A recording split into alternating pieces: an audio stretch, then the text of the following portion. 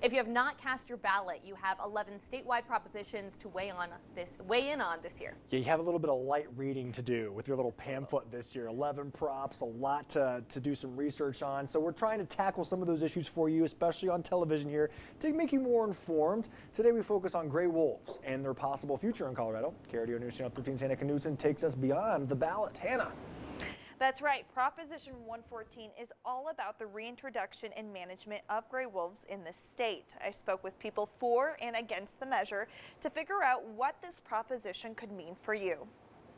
Proposition 114, the reintroduction and management of gray wolves. If passed, gray wolves would be reintroduced on land west of the Continental Divide by the end of 2023. Ranchers are among the groups that oppose the proposition, saying that gray wolves would harm their livestock. Here's what Crystal River Valley rancher Bill Fales has to say. Could have the negative consequence of forcing ranchers to economically fail, and that ranch land, which is such important habitat for wildlife, to be sold into subdivision and lost for wildlife.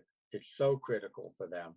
Proposition 114 states the commission is required to fairly compensate owners for loss of livestock caused by gray wolves, but it does not specify what that compensation would look like. On the other side of the debate is the defenders of wildlife Rockies and Plains. Humans and their livestock account for 96% of the planet's mammal biomass. So that leaves only 4% for wildlife like wolves. But we can no longer afford to sit idle and wait. We are responsible for the wolf's removal in Colorado, but we now have the opportunity to restore this species and preserve it for future generations. Proposition 114 does not detail where the wolves will be released, where they will come from, or how many will be released.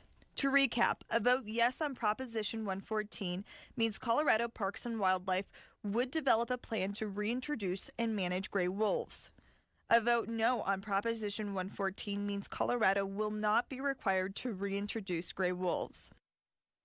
For more information on this proposition and for a 2020 Voters Guide, go to KRDO.com. Tomorrow, I will look at Proposition 118, Paid Family and Medical Leave Insurance Program. Well, we want to know.